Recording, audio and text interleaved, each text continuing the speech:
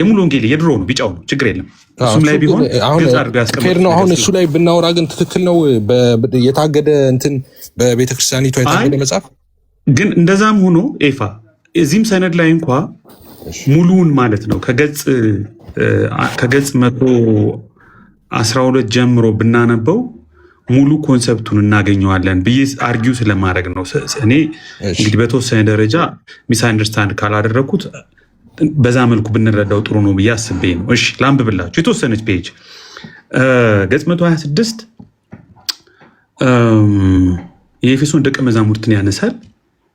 እነዚህ መንፈስ ቅዱስ በወረደባቸው ጊዜ በልሳኖች ተናገሩ፣ ትንቢትም ተናገሩ። አሁንም በመንፈስ ቅዱስ መጠመቅ በልሳን ከመናገር ጋር ተያይዞ እናያለን ይልና ገጽ 126 የመጨረሻዋ ላይ ከአዲስ ኪዳን ያየናቸው 5 ማስረጃዎች እነዚህ ናቸው። የሰማርያ ክርስቲያኖች መንፈስ ቅዱስ በወረደባቸው ጊዜ በልሳን መናገራቸው በቀጥታ አልተጠቀሰም። ሐዋርያው ጳውሎስም መንፈስ ቅዱስን በሚሞላበት ጊዜ በልሳን መናገር መጀመሩን የሚገልጥ ጥቅስ አላገኘንም። እነዚህን ሁለቱን ብንተዋቸው እንኳ በመንፈስ ቅዱስ የመጠመቅ አዲስ ኪዳናዊ ማስረጃ ልሳን ለመሆኑ ያለ ማረጋገጫ ቢያንስ 60 ከመቶ ይሆናል ይላል። አያችሁ 60 ከመቶ ነው ቢያንስ አለን የምንለው ማስረጃ እንኳ አዲስ ኪዳን ስናጠና 60 ከመቶ 100 ከመቶ ነው የሚል እንድምታ የላቸውም። ሌላው ደግሞ በልምምዳችን ያየነው ነው ብላ ከታች ያስቀመጠችው ነገር አለ። ልምምዳችን የአፒል ቱ ኦቶሪቲ የሚልም ቅድም ኮሜንት ስላየው ልምምዳችን ከመጽሐፍ ቅዱስ ጋር እስካልተጋጨ ድረስ ብዙ እንግዲህ ፌስ ሲኪንግ አንደርስታንዲንግን ላይፍ ደግሞ ኤክስፔሪንሻል መሆኑን ምናምን ምንክድ አይመስለኝም። እዚህ ጋር ያለው የምናገኘው ነገር እዚህ ክፍል ላይ አሁን ያነበብኩላችሁ ክፍል ላይ በመንፈስ ቅዱስ የመጠመቅ አዲስ ኪዳናዊ ማስረጃ ልሳን ለመሆኑ ያለ ማረጋገጫ ቢያንስ 60 ከመቶ ይሆናል የሚለው የተወሰነ ሩም እንዳላቸው እንደው እንድንረዳ ያግዘናል። እንደው ትንሽ ስፔስ አለ። ስትሪክትሊ አንድ ሰው ቀጥልዮ ችግር የለም። ይህ ያነሳው ማስረጃ በነገራችን ላይ እንደ ደጋፊ ከሆነ የቀረበ ነው። አትሊስት ቢያንስ ከ60% የሚያክል ማስረጃ መሆን የሚችል ነው እንትኑ ኮንሰፕቱ። በነገራችን ላይ ጴንጤቆስጣውያን ላይ ከሚነሱ በጣም ጠንካራ ጥቅሶች መካከል የኤፌሶን ሰዎች ክስተትና የሰማሪያ ሰዎች ክስተት ነው። እንደምታውቀው ፔንቴኮስታውያን ክላሲካል ፔንቴኮስታልስ በመንፈስ ቅዱስ የመጠመቅ ጋዳይ ማስረጃ ልሳን ነው ስለሚሉ እንዴ ልሳን እና ሲኮንሻሊ ቀጥሎ ከምንድነው ወንጌልን ካመነ በኋላ ነው ጥምቀት የሚካሄደው፣ የመንፈስ ቅዱስ ጥምቀት የሚካሄደው ከዛ በኋላ ነው ልሳን መናገር የሚመጣው ለሚለው ስቴትመንት እንደ መከራከሪያ ሆኖ የሚቀርብ ነው የኤፌሶን እና የሰማሪያ የሐዋርያት ሥራ ምዕራፍ 8 ንባብ እና 19 ይመስለኛል ባልሳሳት 19 ወር 18 ይሄ ቴክስት እኮ እንደው ወደ እነሱ አርጊው የሚያደርግ ነው፣ አጌነስት አርጊው የሚያደርግ ነው። ልሳን መናገር የግድ የጥምቀት ማሳያ ነው ካላችሁ እኮ የሰማሪያ ሰዎች በወንጌል አምነው ልሳን የመናገራቸው ጉዳይ እንዴት ነው የሚታየው? ተናግሯል ወይ? እንዴት ነው የሚታየው? የኤፌሶን ሰዎችም ልክ እንደዛው ለሚነሳ ኦብጀክሽን የሚሰጥ ምንድን ለሚነሳ ለሙሉ ወንጌል ቤተክርስቲያን አስተምሮ የሚነሳ ኦብጀክሽን ነው። ያንን ኦብጀክሽን መሰረት በማድረግ 60% ቢያንስ ይደግፋል ነው። በልሳን መናገር የመንፈስ ቅዱስ ጥምቀት ማሳያ መሆኑ ምንም እንኳን ሁለት ጥቅሶች አጌነስት ቢሆኑም ግን 60% አብዛኛው ሌላው የተቀረው ንባብ ስለሚደግፈን 60% ትክክል ነው የሚል ነው። ይሄ ስቴትመንት ቅድም ከተናገርኩት ገጽ ስንት ላይ ነው? ገጽ 33 ላይ የተናገርኩትን ሐሳብ ይደግ ነው። ልክ ነው እኮ አሁን እኔ እናንተ እኮ የተለያየ ሐሳብ እያወራን አልመሰለኝም። ሶሪ ዩሲ 100% አላሉም ነው። እኔ ደግሞ ምለው ሰዎች በመንፈስ ቅዱስ በሚጠመቁበት ጊዜ በልሳን ሊናገሩ እንደሚችሉ መጽሐፍ ቅዱስ ልሳን መናገር ምልክት ሊሆን እንደሚችል መጽሐፍ ቅዱስ ከ60% በላይ ማስረጃ እናገኛለን። ግን ደግሞ ያልተናገሩ አሉ። የሰማርያ ክርስቲያኖች አልተናገሩም፣ ጳውሎስ አልተናገረም አሉ። ይሄ እንግዲህ አንድ ሰው በመንፈስ ቅዱስ ተሞልቶ በልሳን ሊናገር ማይችልበት ደግሞ የሆነ ፐርሰንቴጅ የሆነ ስፔስ ደግሞ እንዳላቸው እየተናገሩ ሆኖ እንዴት አንረዳውም ነው የኔ ጥያቄ። እኔ ደግሞ የምጠይቅ ሎጂካል ጥያቄ በምን የመንፈስ ቅዱስ ጥምቀት ማሳያው ስል ገብቶብኝ የመንፈስ ቅዱስ ጥምቀት ማሳያው ገጽ 33 ላይ ልሳን መናገር ነው ብሎ ከተቀመጠ በኋላ ልሳን ያልተናገሩባቸው ጥቅሶች ሲመጡ አይ አብዛኛው ፐርሰንት ስለተናገረ በልሳን መናገር ጥምቀት ማሳያ ነው ብሎ መከራከር ቴዎሎጂካሊ እንዴት ሳውንድ ይሆናል? የኔ ጥያቄ። ምክንያቱም ገጽ 33 ላይ ምንም አሁን ኢዮሲ የሚያነሳው ኤቢ የምታነሳው ነገር ሁለታችሁ የምታነሱት ነገር ትክክል ነው። ግን እኔ ደግሞ ከሁለታችሁ የተለየ ሀሳብ ያለኝ ራሱ መጽሐፉ እኮ ትክክል አይደለም ተብሎ የታገደ መጽሐፍ ነው። ስለዚህ በሌለ ትክክል ባልሆነ ነገር አንድ ነገር ሲከራከረኝ ስለነበረ ነው። ኢዮሲ ቅድም ጥሩ ውይይት ስናደርግ ነበረ። ሙሉ ወንጌል ሌላ በሰው በመንፈስ ቅዱስ ተመልቶ በልሳን ሳይናገር ሊቀር ይችላል የሚል ምንም አይነት ፍንጭ የለም፣ ምንም አይነት ስፔስ አልነበረም ብሎ ሲናገር ስለነበረ እኔ ደግሞ በዚህ ክፍል ውስጥ ሰው በመንፈስ ቅዱስ ተጠምቆ በልሳን ያልተናገረበት ክስተት እንዳለ አብዛኛው ግን በልሳን እንደተናገሩ እና ያ ደግሞ እንደ ማስረጃ ሊሆን እንደሚችል ተናግራ በዚህ ክፍል መሰረት ሙሉ ወንጌል አንድ ሰው በመንፈስ ቅዱስ ተጠምቆ በልሳን ላይናገር የሚችልበት እድል እንዳለ እያረጋገጠች ነው ወይስ አይደለም ነው የኔ ጥያቄ። የኔ መልስ አዎ እያረጋገጠች ነው። ለምን ይሄው ያልተናገሩ አሉ ግን አብዛኞቹ ተናግረዋል እያለች ነው ፖይንቱ። አሁን ደግሞ ዩሲ ያነሳውም እኮ ሀሳብ የሚጣል አይደለም። ሰውየው ላይ ማረጋገጫ ነው ብሎ መጥቶ እዚህ ደግሞ 60% ይል እንደዛ የሚባል ቻርጀር የስልክ ቻርጀር ነገር ሆነ እኮ 60% 40% የሚባል የኔ ክሌም ያ ነው። በልሳን መናገር የጥምቀት ማሳያ ነው ብለህ ካስቀመጥክ በኋላ ከዘጋ በኋላ ተቃውሞ የሆኑ ጥቅሶች ሲመጡ አይ ከ60% በላይ ድጋፍ አለኝና ልክ ነው። ምንም ትክክል ነው። እንኳንም በፊርማ እኔ እንደው ጌታ ይባርካቸው ቶሎ እንትን ማለታቸው ትክክል ስህተት ነው። ጠቅላላ ጽሁፉ ራሱ ስህተት ነው። አሁን እኔ ዋናውን ላሳያችሁ። ይኸውላችሁ ይሄ ነው ዋናው። ኤፊ አንተ ያስከው ላይ ግን ኢኒሻል ኤቪደንስ ነው የሚለው የለም። ይሄውን ማሳያችሁ አክቲቭሊ ይሄኛው የኢትዮጵያ ሙሉ ወንጌል ትክክለኛ ትምህርቷ ነው። ኦኬ ኦፊሻል ትምህርቷ ነው። እኔም ሙሉ ወንጌል ኢኒሻል ኤቪደንስ ነው እንደምትል ነው የማውቀው። ይሄ ነው የደህንነት ማስተማሪያው ማለት ነው። ይሄ የሚለው ምንድነው? አሁን መንፈስ ቅዱስ በአማኝ ሕይወት ውስጥ እንደሚኖር አማኙ በመንፈስ ቅዱስ ሲጠመቅ ኃይል እንደሚቀበልና በልሳን እንደሚናገር በየጊዜውም በመንፈስ ቅዱስ እንደሚሞላ እናምናለን ነው የሚለው። ይሄ የእምነት መግለጫ ነው። የሙሉ ወንጌል የእምነት መግለጫ። አሁን እዚህ ላይ ቆመን ብናወራ ደስ ይለኛል። አሁን ምናልባት ልሳንን አስመልክቶ ራሱን የቻለ እንትና ይኖረው ይሆን? አንቀጽ ይኖረው ይሆን? ምንድነው? በዚህ መጽሐፍ ላይ የለም። በዚህ ላይ ያን ያህል የተብራራ እንትን የለውም። እውነት ለመናገር ልሳንን በተመለከተ ያን ያህል የተብራራ እንትን የላቸውም። አሁን የኛ አብዛኞቹ መጽሐፎች ችግሩ ለእንትንነት ስለሆነ የሚቀመጡት በአንድ ጉዳይ ላይ በጣም በዲቴል ማብራሪያ አይጻፍባቸውም፣ አይሰራባቸውም እና እሱ ነው አንዳንድ ጊዜ እንትን የሚያደርገው ማለት ነው ለትርጉም አሻሚ የሚሆነው እንጂ እንደዚህ ነው የተቀመጠው መጽሐፉ ላይ ስፔሲፊክ አድርጎ የተብራራ ነገር የለም። ግን እኔ ያው ከተማርኩትና ከማቀው ሙሉ ወንጌልን በተመለከተ ማለት ነው ቅድም ያልኩት እንዳለ ሆኖ ግን አሁን እዚህ ጋር ያለው እንደዛ ነው። አሁን እዚህ ጋር የተቀመጠው ሁለት ነገር ቅድም ስናገር የነበረው ነገር አንድ ነገር አለ። አሁን መሙላትና ጥምቀት የሚለውን ሐሳብ ማለት ነው። መሙላት የሚለውን ኮንሴፕትም አልደግሞም፣ ቅድም ተናግሬያለሁ። በየጊዜው ሰው እንዴት መጽሐፍ ቅዱሳዊ ነው መሙላት ማለት እንደሆነ ተናግሬያለሁ። ሲጠመቅ የሚለውም በዛ ጋም አሁን እዛ መጽሐፉ ላይ ቅድም ያነሳችሁት መጽሐፍ ላይ ኤቪዬ ዮሲና ኤቪ ማለት ነው እና አንድ ነገር ምን ስናነብ ነበረ ጳውሎስ እንደዚህ ተሞልቶ ሲናገር ልሳን አላየን ምናምን who told you that ማን በምን አወቀ? ጳውሎስ በልሳን እንደሚናገር ተናግሯል። አንደኛ ቆሮንቶስ ምዕራፍ 14 ላይ ተናግሯል። ራይት ከሁላችሁም የተሻለ ልሳን እናገራለሁ እንደውም ብለዋል። ከእናንተ አብልጬ እናገራለሁ ብለዋል ጳውሎስ። ልሳን ተናጋሪ ነው ጳውሎስ። ጳውሎስ የቱ ጋ ነው ልሳን የተናገረው? የልሳን ስጦታውስ የቱ ጋ ነው የተቀበለው? አለ እዛ ጋ የተጻፈ ነገር የለም። ስለዚህ ጳውሎስ አልተናገረም ብሎ እዛ ጋ ሜንሽን ማድረግስ በምን ስልጣን ነው እንደዛ ያደረገው ማለት ነው? እና ብዙ ቅድም ያልኩት ነው እኮ የቱ ጋር እንደሚቀበል አሁን የጸጋ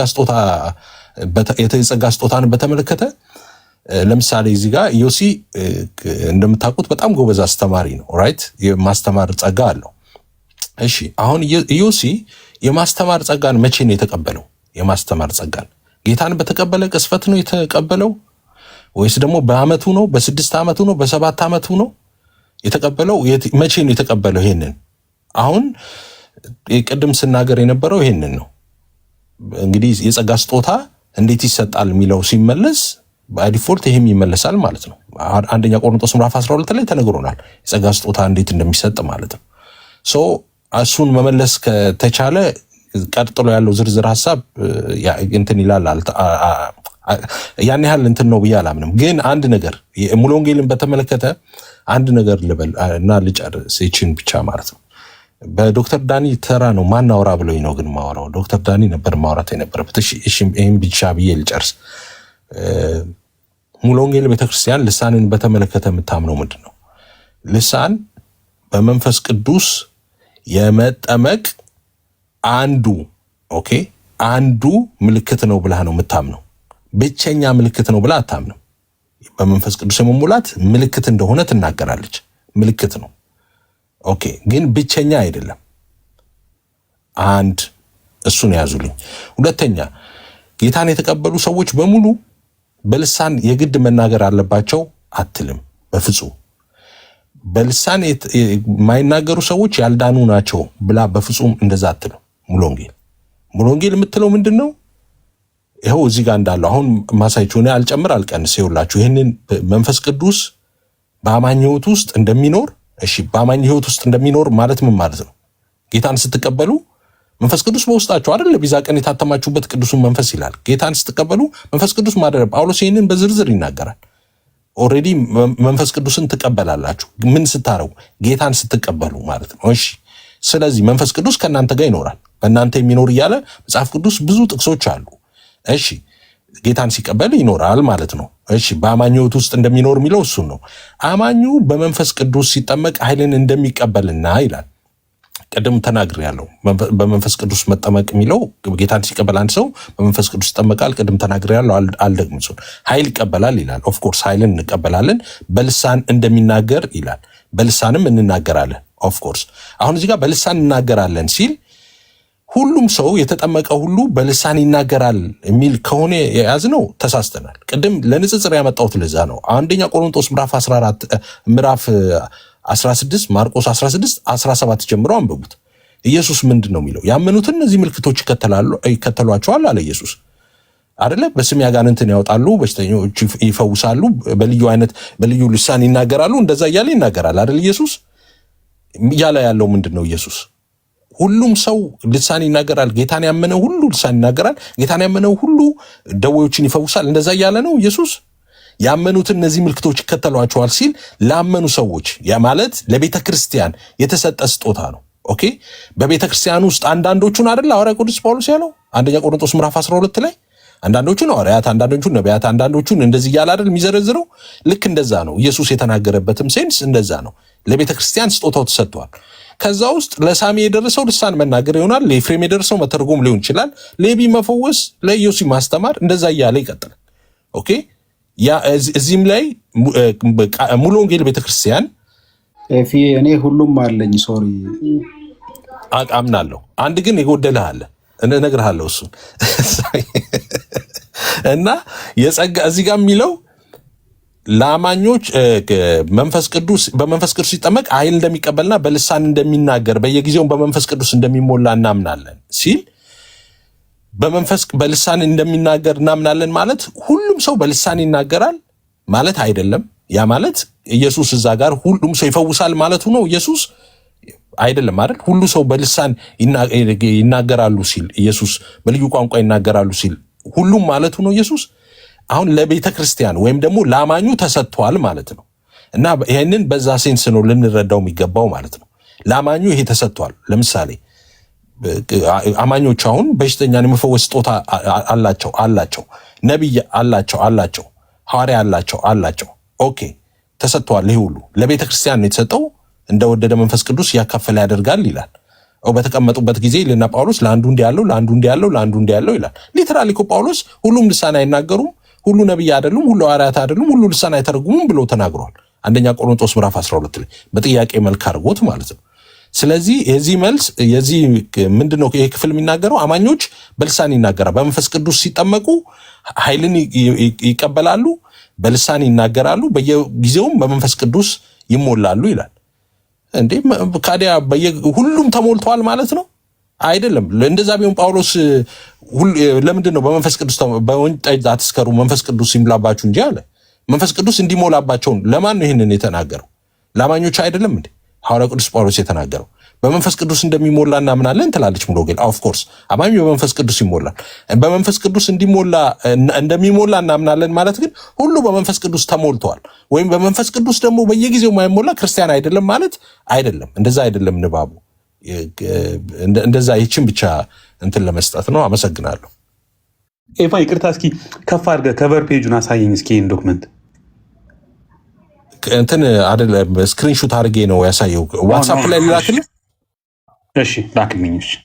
እሺ አሁን ዋትስአፕ ላይ ልክልሃለሁ ሙሉ። ይሄ ግን አክቲቭሊ ያለው የሙሉ ወንጌል እንትን ነው። አሁን አክቲቭሊ ያለው ማለት ነው። ኢየሱስ ራሱ ነው እኔ በውሃ ዮሐንስ በውሃ ጠምቋችኋል፣ መንፈስ ቅዱስ በመጣ ጊዜ በመንፈስ ቅዱስ ትጠመቃላችሁ የሚለውን ቋንቋ ይጠቀመው። ስለዚህ መጠመቅ የሚለው ቋንቋ የጌታ ትእዛዝ ነው፣ የሰው አይደለም ማለት ነው። አትስማሙም እያልኩ አይደለም። ከዛ ግን ጴጥሮስ ሲጠቅስ ከምንድን ነው የጠቀሰው? ከኢዮኤል ነው የጠቀሰው። ኢዮኤል ላይ መፍሰስ መንፈሴን አፈሳለሁ ነው የሚለው። ሄዳችሁ ሴፕቱአጀንቱ መመልከት ትችላላችሁ ግሪኩን። እና ጴጥሮስ እንደገና እዚህ ቦታ ላይ ግሪኩም ላይ የተጠቀመው ቃል ባፕቲዞ የሚለውን ሳይሆን መፍሰስ የሚለውን መንፈሴን አፈሳለሁ የሚለው ነው። ስለዚህ መፍሰስና መጠመቅን ኢንተርቼንጅብሊ ጴጥሮስ ራሱ ሲጠመቅ ታያላችሁ ማለት ነው። ስለዚህ ጴጥሮስ ሁለቱን ኢንተርቼንጅብሊ ከተጠቀመ እሰማለሁ አለ ወገኖች፣ ይሰማል። ጴጥሮስ ኢንተርቼንጅብሊ ከተጠቀመ እኛም ኢንተርቼንጅብሊ መጠቀም እንችላለን ማለት ነው። የኢዮኤል ላይ ያለውን ጠቅሶ መፍሰስ የሚለውን ለተጠመቁ ሰዎች ስላሳየ ማለት ነው። ይህን ነገር ጨረስን ማለት ነው። ከዛ 60%ቷን ልዋጋትና ከዛ ግን ከነኤቢ ጋር እስማማለሁ። የግድ አንድ ሰው ለመዳኑ ማረጋገጫ መንፈስ ቅዱስ መሙላት ወይም በልሳን መናገር አይደለም። ነገር ግን 60%ቷ እንዴት እናፈርሳለን መሰላችሁ? በመጀመሪያ ደረጃ ጳውሎስ በመንፈስ ቅዱስ እንደተሞላ የሐዋርያት ሥራ ምዕራፍ 9:17 ላይ አለ። በመንፈስ ቅዱስ ትሞላና ይለዋል አናንያ ታይ ዘንድ ጌታ እሱ ኢየሱስ ነው የላከኝ ይለዋል። ከዛ እጅ ነው ይጸልይለታል። ከዛ አይኑ ያለው ቅርፊት ይወድቃል። ከዛ ማየት ይጀምራል። ስለዚህ በመንፈስ ቅዱስ መሞላቱ ኤክስፕሊሲትሊ አልተጻፈም ማለት ተሞልቷል ማለት ነው በእኛ መረዳት። ለምን ትሞላ ዘንድ ብሎ ነው እጁን የጫነበት። ጌታ እጅ ጭኜብህ ፓራፍሬዝ ነው ትሞላና ታይ ዘንድ ስላለው ማለት ነው። ስለዚህ ጳውሎስ ተሞልቷል፣ እንደገና ደግሞ አይቷል። ከዛ ደግሞ በልሳን እንደሚናገር እናውቃለን። ስለዚህ ጳውሎስ በዛን ጊዜ በልሳን አልተናገርም ተናገረ ብለን ክርክር ማንሳት አንችልም። በልሳን እንደሚናገር ካየን ይሄ የጳውሎስ ላይ የተጠቀሰው ጥቅስ ብዙ አያስኬድም ማለት ነው። ከዛ ግን ወደ ሐዋርያት ሥራ ምዕራፍ 8 ቁጥር 12-17 ድረስ ሄደን ስናይ እነዚህ ሰዎች በመንፈስ ቅዱስ እንደተሞሉ ወይም የመንፈስ ቅዱስ እንደተቀበሉ እናያለን። ታዲያ የቱ ጋር ነው በልሳን የተናገሩት ብላችሁ ለማጠይቁ? ምክንያቱም እነሱ መንፈስ ቅዱስን ሲቀበሉ ስምዖን የሚባል ጠንቋይ ነበረም። አይቶ ለእኔም ስጡኝ ይላል። ስምዖን ምን አይቶ ነው ይህን ስጦታ ስጡኝ ብሎ ብር ያመጣው? ምን አይቶ ነው? የሆነ ነገር አይቷል። አምሹር ፕሮፌሲ ከሆነ ያው እንደ ሴም ፔጅ ነን ያለ ነው ማለት ነው። ከዛ በተረፈ ታምራትና ድንቅ አይመስለኝም። ለምን? ታምራትና ድንቅ ሌላ ኦዲየንስ ስለሚጠይቅ ማለት ነው። መቼም ልሳን መሆን አለበት። ልሳኑን ስላየ ይመስለኛል። ሌላው ደግሞ ኤክስፒሪየንሻል ስለሆነ ኤክስፒሪየንሱን ስላየ ይመስለኛል። ለምን? እሱ ዲዘርን የማድረግ እንትን የለውም። መጽሐፉ ምን ይላል? መንፈስ ቅዱስን ተቀበሉ ይላል። ከዛ ሲሞን ጠንቋዩ ደግሞ ይህንን ማን ይፈልገዋለሁ ይላል። ስለዚህ የሆነ ተቀበሉ ከሚለው ያለፈ ኤክስፒሪየንስ ነበረ ማለት ነው። ስለዚህ 60%ችንን በጣም ወደ 90ዎቹ ጨምረናቸዋል ማለት ነው። ከዛ ግን ፕራክቲካሊ ስፒኪንግ መጽሐፉም ሌላ ቦታ ላይ ሁሉስ በልሳን ይናገራል ወይ ስለሚል አንድ ሰው ለመዳን በልሳን መናገር አለበት ብዬ አላምንም። ግን ለአገልግሎት ልሳን መናገር በጣም ጠቃሚ ነው። ያው ፕራክቲካሊም ነው የምንናገረው፣ እንደገና ደግሞ መጽሐፉም ስለሚናገር ሌሎቹ ቦታዎች ላይ እንዳለ በቃ ስለተጠቀሰ ማለት ነው። ስለዚህ ምን እያልኩ ነው ያለሁት 60%ቱን በተቻለ መጠን ወደ ላይ በተለይ ልሳን መናገር እና ትንቢት መናገር በአብዛኛው አለ ማለት ነው። ሌሎቹ ቦታ ላይ በስንት ሰዓት ስላለ ማለት ነው። ወደሚቀጥለው ፖይንት ልምጣ። ያው ድጋሚ ድል ስለማላገኝ አይ ቲንክ ስለመለሳችሁት ዘልየዋለሁ መሰለኝ። ኦኬ ቸርች ሂስትሪ ላይ በአጭሩ ያው በልሳን መናገር እንዳለ ታውቃላችሁ፣ ጥያቄ የለውም። ሌላው ለካቶሊክ ወደ ማነሳው ጥያቄ ልምጣ። ለመሆኑ ካቶሊኮች ካሪስማቲክ ካቶሊክስ የሚባሉና በልሳን የሚናገሩ እንዳሉ ታውቃላችሁ? ኦኬ ይህን ፔፐር አልቀበልም ትላላችሁ፣ ግን ካቶሊክ አንሰርስ ጋር ግቡና ካቶሊኮች በልሳን ስለመናገር ምን ያምናሉ ብላችሁ ሰርች አድርጉ። ላይክ ኮንትሮቨርሻል አድርጎ ያቀርበዋል፣ ሙሉ በሙሉ ግን ሪጀክት አያደርገው። ኢቨን ከረንትሊ የሚናገሩ ካቶሊኮች እንዳሉ ያሳያል። ስለዚህ ካቶሊኮች በልሳን ይናገራሉ ማለት ነው፣ ግን በስርዓት ይሁን ይለዋል። ላይክ አከራካሪ አድርጎ ነው የሚያቀርበው። ሰዎች ዲቤት እንደሚያደርጉ ያቀርብና ግን በስርዓት እንዲሆን ያዛል። ካቶሊክ አንሰርስ ውስጥ ገብታችሁ አንብቡ።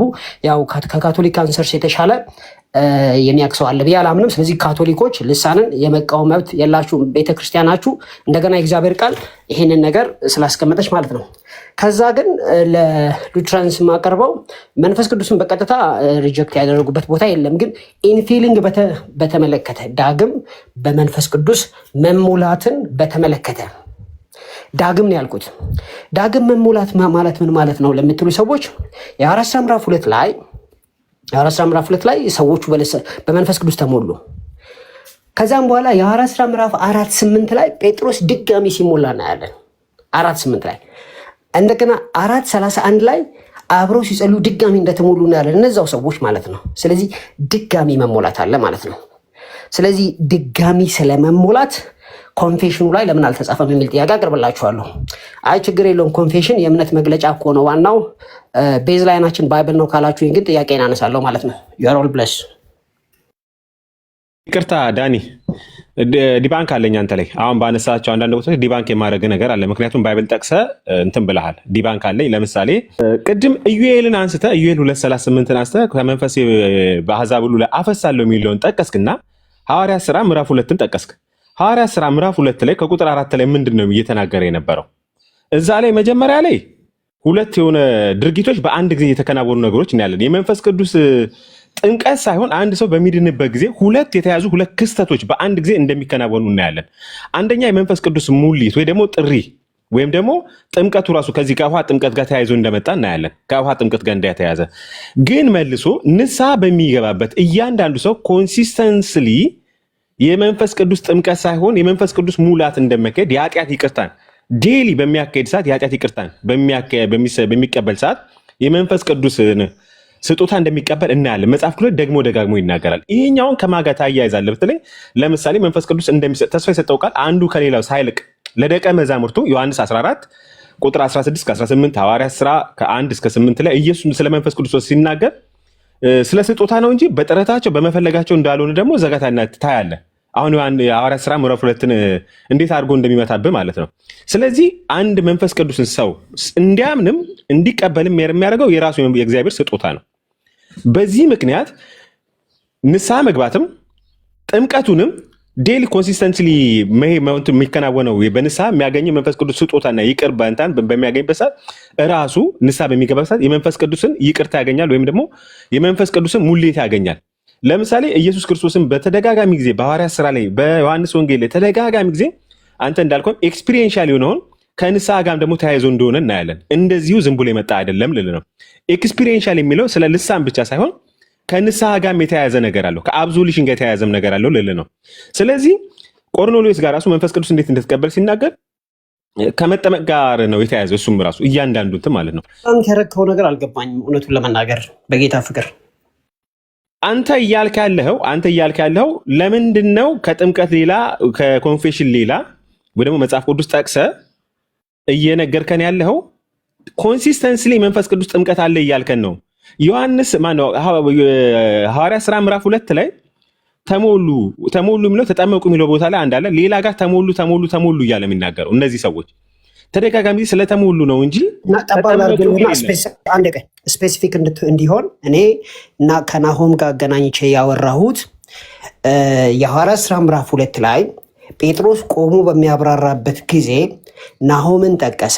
ናሆምን ጠቅሶ ስለመሙላት አንድ ያስጨርስ ኢዮኤል ማለት ነው። ኢዮኤልን ጠቀሰና ስለ መሙላት አወራ፣ ስለ መፍሰስ አወራ። ፕራክቲካሊ ኢየሱስ የተናገረውን ስለ መጠመቅን ሲያብራራ ስለ መፍሰስ ነው ያወራው፣ ስለ መሙላት ነው ያወራው እና ኢንተርቼንጅብሊ መጠቀም እንችላለን ስላልኩኝ ዲባንክ ካደረክም አሁን የተናገርኳትን ሴንቴንስ በነቀላ ራሷን ብቻ ነው ሌላ ቦታ ሳትሄድ አይ አላደርግም ካልክ ግን ዲባንክ የሚለው ነገር ትክክል አይደለም። እዚህ ጋር መሞላት ማለት መፍሰስ የሚለው መጠመቅ ብሎ የተፈታበት ምንም አይነት ኮንቴክስት የለም ነው። በቃ ፈሰሰ የሚለውን ተጠመቀ። አሁን እኮ ነገርኩህ እኮ ይኸውልህ አስጨርሰኝ። አሁን እኮ እዛም ቁጥር 2-4 ላይ እየተናገረ ያለው በአንድ ጊዜ 3 ክንውኖች ነው እንደውም እዛ ጋ የተካሄደ ያለው ቁጥር 2-4 ላይ እየተናገረ ያለው አጠቃላይ የመንፈስ ቅዱስ በውስጥ በሰው ልብ ውስጥ ማደር የመንፈስ ቅዱስ ሙላት በተፈጸመ ጊዜ ቁጥር 38 ላይ ትሄድና ከጥምቀቱ ጋር ይያያዛል የኃጢአት ስርየትንም ጨምሮ ማለት ነው። ስለዚህ ይሄኛው ደግሞ ከየት ጋር ሲባል ቲቶ ምዕራፍ 3:5 ላይ ይወስድባል። ውጫዊ ስርዓት የሆነው የጥምቀት ለውስጣዊ መታጠብም ጭምር እንደሆነ ይናገራል። እኔ አቅራቢ አይደለሁኝ። እኔ አቅራቢ ስለሆንኩኝ ዲባንክ ስታረግ ዲባንክ የሚደረገውን ነገር ፒንፖይንት ታረጋለህ። ከዛ እሱን ታሲዝና ከሱ ጋር የሚቃረን ነገር ታመጣና ታሳየናለህ። ስለዚህ እኔ ያወራሁት ከኢዮኤል ጋር ኢየሱስ ትጠመቃላችሁ ብሏል አልኩኝ። ኦኬ ኢየሱስ ትጠመቃላችሁ ያለውን መንፈሴን አፈሳለሁ ብሎ ጴጥሮስ ገልጦታልና መጠመቅና መፍሰስ ሁለት የተለያዩ ላይሆኑ ይችላሉ። ኢንተርቼንጅብሊ መጠመቅ እንችላለን ስላልኩኝ፣ ስለዚህ በመጠመቅና በመፍሰስ መካከል ያቀረብኩትን ሊንጉዊስቲክ የሆነ ማብራሪያ ራሱን ዲባንክ አድርገው፣ አዘርዋይስ ቃላቶችን አብዩዝ አታድርግ። አላደረኩም። አሁንም አንተ እያልክ ያለው እዚህ ጋር ሁለት የተለያዩ ክንውኖች በአንድ ጊዜ በአንድ ክስተት የተከሰተውን ክስተት ለየብቻ ኢንተርቼንጅ እያደረግክ ነው። አንተ ፈሰሰ የሚለውን ተጠመቀ እያልክ ነው። ተደጋጋሚ ጊዜ ተጠመቁ የሚል ቦታ አለ። ይሄኛው ከፈሰሰ ጋር እየደባለቅብኝ ነው። እሱን ለያይ ነው እያልኩ ያለሁት። አሁን ክንውኖችን በተጠመቀ እያካሄድክብኝ ነው። ይህን ደግሞ ተቀባይነት የለኝም። ምክንያቱም ባይብል ኢንተርፕሪቴሽን በዚህ መንገድ አያስቀምጠውም ነው የምልህ። ምክንያቱም ሄርሜኔቲኩን በትክክል እንሂዳ። ያን ነው ከአንተ ጋር ክርክሬ። ጴጥሮስ ወንድሞች አምሶሪ እንዳይደብራችሁ፣ ጴጥሮስ መንፈሴን አፈሳለሁ የሚለውን ከወስዶ አላብራራውም፣ አብራርቶታል። አፈሳለሁ ማለት ተጠመቁ ማለት ነው ወይ? አዳምጠኝ። ስለዚህ ካብራራው ምኑን ነው ዲባንክ የምታደርገው? በጣም ክሊር እኮ ኔቨር አንተ ፈሰሰ የሚለውን ተጠመቁ ብለህ እየተረጎምክ ነው። እኔ አይደለሁም ጴጥሮስ ነው የተረጎመው። እንዴት ነው ነገሩ? አንተ ከጴጥሮስ ጋር ነው ጦርነት የከመጥከው እስከ እኔ ጋር ነው? እሱ ጋር እኮ በውሃ መንፈስና መጠየል በጣም የቀረበ እንዳለ ነገር እኮ አሁን መጠመቅ ፈሰሰ የሚለውን ተጠመቀ ማለት አይደለም ነው እያልኩ ያለሁት። እሺ ችግር የለም። ላንብብላችሁና የኔን ፓርት ጨርስና አንተ እንደፈለግ ትጨርሳለህ። ለማንኛውም ምዕራፍ 2 ቁጥር 14 ላይ እንደዚህ ነው። ጴጥሮስም ተነሳና ይኸውልህ፣ ነገር ግን ጴጥሮስ ከ11 ጋር ቆመ፣ ድምፁንም ከፍ አድርጎ እንዲህ ሲል ተናገራቸው። ልብ አድርጉ፣ መጠመቅን ነው ያብራራ ያለው። አይሁድ በኢየሩሳሌም የምትኖሩ ሁላችሁ ይህ በእናንተ ዘንድ የታወቀ ይሁን፣ ቃሎችንም አድምጡ። እናንተ እንደመሰላችሁና ወረድ በመሰለሽ። ኦኬ 16 ቁጥር ላይ ነገር ግን ከሁለትን ከአንድ ብትጀምረው ምን እንደሆነ እነሱ ላይ ካየን በኋላ ከዛ በኋላ ይሄ ያያችሁት የሚለው ነገር እንዲገባን ከአንድ ብትጀምረው ጥሩ ነው። ምንድነው እነሱ ላይ እሱ እኮ አሁን ዲበንክ እያደረገ ያለውን ነገር ፒንፖይንት አድርጌ በጣቴ ነክቼ ካላሳየሁት ሰፋ ያለ ነገር ስለሚያወራ እንትን ማለት አይቻልም። እና ባይሆን እኔና እሱ ከጨረስን በኋላ አደነ ጊዜያችሁ ናህል እንትን እንደሆነ አላውቅም። ጳውሎስ በጣም ሶሪ እኔ አሁን አንተን እኮ ኤግዛክት ወርድ እየጠየቅኩ ያለሁት በመንፈስ ቅዱስ መጠመቅ ብለህ ከውሃ ጥምቀት ነጥለህ ስላወጣ እኮ እኔ ስለ ውሃ አላወራውም። ስለ ውሃ መቻው እሱ ነው ጥያቄ እሱ ጋር ነው። የመንፈስ ቅዱስ ነው ስለ መንፈስ ቅዱስ ብቻ ነው ማወራውና ውሃ የለም አለምም አላልኩም። ያልኩት ምንድነው? አይ እኔ ላውራ እንደዛ ከሆነ ዶክተር ቆይ ተሙ የመንፈስ ቅዱስ ጥምቀትና የውሃ ጥምቀት አንድ ነው እንዴ? ለምን ነጠልከው? እኔ ነኝ የነጠልኩት ወይ መጽሐፍ ቅዱስ ነው የሚነጥለው? እኔ በውሃ ጠምቃለሁ የሚመጣው ግን በእሳትና መንፈስ ቅዱስ ያለው ዮሐንስ አይደለም እንዴ? እዛ እሱ ቀጥሎ ያለው 4 ቁጥሯን 4ን ደግሞ ጨምራ ለየው አለየውም። እዛ የፍርድ ጥምቀት አለ እንዴ? የፍርድ ጥምቀት አለ? ለየው አለየውም። አንተ ነው አሁን የለየው እኮ እዛች ጋር ተያያዝ ቁጥር እኮ አለ እዛው ላይ እኔ አይደለም እኔ በውሃ አለና የኔ ደግሞ ይለያል ከኢየሱስ አለ። ኢየሱስ ሲባል እሱ ደግሞ በመንፈስ ቅዱስ ነው አለ። ለየው አለየው። ከዛ በኋላ በእሳት የሚለውንስ ለምን ለየኸው? በእሳት ማለት ያው መንፈስ ቅዱስ ማለት ነው። በጌታ ስም ኤፊ እሳት የሚለው ስለ ፍርድ ነው የሚለው ባይብል ሀብን ቼክ አድርግ። አላረገውም። በእሳትና ስለማውቀው ቃሉን አላረገውም። እኔ አይ ዶንት ሃቭ ከዚህ በላይ ሄዳል ተምዬ ኤፊ አሁን መንፈስ ቅዱስ ያለው እኮ ኦልሬዲ አንዳንድ የቸርች ፋዘርስ ሄደ የምንግባባባቸው ጉዳዮች አሉ አይደል? መንፈስ ቅዱስ ያለውን ኤፊ በዛ ደረጃ የተረጎሙ አባቶች አሉ። እዛ ላይ መቆየቱ ምንም ዋጋ አይኖረውም። ፖይንት እየሰራህ እንደሆነ ስላልተሰማኝ ነው የገባሁት። እሳት የሚለው ላይ መከራከሩ ጥቅም አይኖረውም። ምክንያቱም እሳት የሚለውን ዮሐንስ አፈወርቅም አሁን ኤፊ ባለበት መንገድ ነው የፈቱትና አንድ አይነት ትርጓሜ ያለው በሁሉም አቅጣጫ እያልኩ አይደለም። የተለያየ ሀሳብ የሰጡ አባቶች አሉ። ግን ይህን ትርጓሜ አቦይ ልታደርገው አትችልም። ለውይይቱ ይጠቅማሉ ስላላሰብኩ ነው። ጭቅጭቅ ነው። ቄን አስቀምጬ ልጨርስ። የተወደዳችሁ ከታላቅ ይቅርታ ጋር ለካቶሊኮች ቤተክርስቲያናችሁ ካሪስማቲክ ካቶሊክ ኤክስፒሪየንስን ካቶሊክ አንሰርስ ላይ ያለ ሌሎች ፔፐሮችም አሉ አይቻለው ማለት ነው። ስለዚህ ድሳናን መቃወም አትችሉም። የመጀመሪያ ደረጃ ሲያቀርበው አንደርስታንድ በጣም ክሊር ከት አድርጎ አላቀረበውም፣ ግን አልተቃወመውም። ዝም ብሎ ነው ዲስከስ ያደረገው። ገብታችሁ አንብቡ። ለካቶሊኮች ለሉትራንስ ደግሞ ሪፊሊንግ ኦፍ ደ ስፒሪት የሚለውን ትቀበላላችሁ አትቀበሉም ነው። ከተቀበላችሁ ዳትስ ግሬት፣ ካልተቀበላችሁ ለምን ነው ጥያቄው። ቴንክ ዩ። ኤፊና ተሜ መሀል ነው የገባሁት። ግን ዳኒ የተባረክ ኤፊ ቅርታ ተሜ ምናልባት ሉተራንን በተመለከተ ኮንሲኒየስ እስከሆነ ድረስ እንቀበላለን ነው ሪፊሊንግ በሚለው ማለት ነው። ባፕቲዞ የሚለው ግን ለምን እንደገባ ይሄ መጽሐፍ ቅዱሳዊ ባክግራውንድ የለውም ነው ለኔ። ተሙ የገባው ገብቶኛል። እኔ ዶክተር ዳኒ የሆነ ቦታ ላይ ጠቅ አድርገዋል እንትን ብሎ ማለት ነው። እሺ ኤቢ እንደዚህ አይደለም። አይ አንተ በምታስበው መንገድ አይደለም። ጌታ በፍጹም ሉተራንን እንትን አለ ብለህ ነው የገባው። እሺ አይ በዛ አይደለም። እኔ አሁን ጥያቄ የመንፈስ ቅዱስ ጥምቀትን ከውሃ ጥምቀት ነጣጥሎ ስላመጣ እሱን ነው እያልኩ ያለሁት። ዮሐንስ አፈወርቅም መንፈስ ቅዱስ ጥምቀት ይኸውልህ፣ የመንፈስ ቅዱስ ጥምቀትና የውሃ ጥምቀት ሁለቱ የተለያዩ ናቸው። አንድ ነው የምትልበት ሴንስ ላይ አንተ በመሰለ ለምሳሌ ሉተራውያንም ሌሎቹም አንድ ነው በሚሉት ከመንፈስ ቅዱስ የተለየ አይደለም ነው። ውሃው እኮ ከቃሉ የተለየ አይደለም ይላሉ። ራይት። ለምሳሌ ስለ ጥምቀት ሲያነሱ ውሃ ያድናል እንዴ ስትል ውሃ አይደለም። ኦኬ፣ ቃሉ የተዋሃደው ነው ውሃው ስፒሪትን ከዛ ጋር በማያያዝ ነው እንጂ የውሃው ጥምቀት ራሱ ባይትሰልፍ የመንፈስ ቅዱስ ጥምቀት ነው። ወይም አንድ ሰው በውሃ ሲጠመቅ በመንፈስ ቅዱስ እየተጠመቀ ነው እንደዛ ከሚለው ጋር አይደለም። ያ መንፈስ ቅዱስ ጥምቀት እንትን ፊዚካል አይደለም ተብዬ መቼስ ታውቃለህ። ራይት፣ ስፒሪቹዋል ነው። ይሄኛው ፊዚካል ነው። ስለዚህ በዛ ሴንስ ነው እነሱም ያንን እንትን የሚሉ የምታዩበት መንገድ ማለት ነው። እኔ ከዚህ አንግላ ይቅርታ፣ እኔ ከዚህ አንግላ አሁን አንተ ካነሳው አንግላ አይደለም ሙሌት የሚለውን ኮንሲስተንትሊ ፕሮግረስ ማለት ኮንቲኒየስ አስፔክት እንዳለው ነው። ፕሮግረስ የሚባለው እኔ እንጃ፣ እኔ እሱን አላውቀውም። በሳሚ በሚገልጸው መንገድ ሳይሆን ኮንቲኒየስ አስፔክት በሚለው በዛ እቀበላለሁ። ምክንያቱም ወዴት ነው ፕሮግረስ የማደርገው? ፕሮግረስ የሚባለው የለም። እኔ እያልኳለሁ ኮንቲኒየስ አስፔክት ዴይሊ የምናደርገው በንስሐ ሰዓት በተለያየ እንትኖች መንፈሳዊ እንቅስቃሴዎች የምናደርገውን ነው። የውሃ ጥምቀት ግን ከመንፈስ ቅዱስ ጥምቀት ጋር ተያይዞ አንድ ጊዜ የሚከናወን ነው። በዛ አንድ ጊዜ በውሃ ጥምቀት በተጠመቅነው ጥምቀት የተለያዩ ኮንቲኒየስ አስፔክቱን ያን ይዞ ይሄዳል ነው። ምክንያቱም ከጀስቲፊኬሽን ማለት ነው ከጀስቲፊኬሽንም ጋር የሚያያዝ ነገር ስላለው ማለት ነው። እሱ አለ ማለት ነው እንጂ መጽሐፍ ቅዱስ ላይ የሚያሳየን እሱ ነው። ጀስቲፋይ የሚሆኑ ሰዎች ልክ አሁን ከዶክትሪን አንጻር ልክ በመንፈስ ቅዱስ አሁን ለምሳሌ በውሃ ጥምቀት ወቅት ነው የመንፈስ ቅዱስ ጥምቀት የሚለው አሁን ስቴትመንት ከአንተ ዶክትሪን አንጻር ትክክል ነህ። አንተ አሁን የምታነሳው ሀሳብ ትክክል ስቴትመንት ነው የሰራው ከአዘ ሉተራን ማለት ነው። አንተ ሉተራን እንደሆኑ ስለማቅ ማለት ነው። ከዛ አንጻር በውሃ ጥምቀት ወቅት ብለህ ብትናገር አሁን ትክክል አልተሳሳትክም። እንደዛ ማለትም ማለት ነው።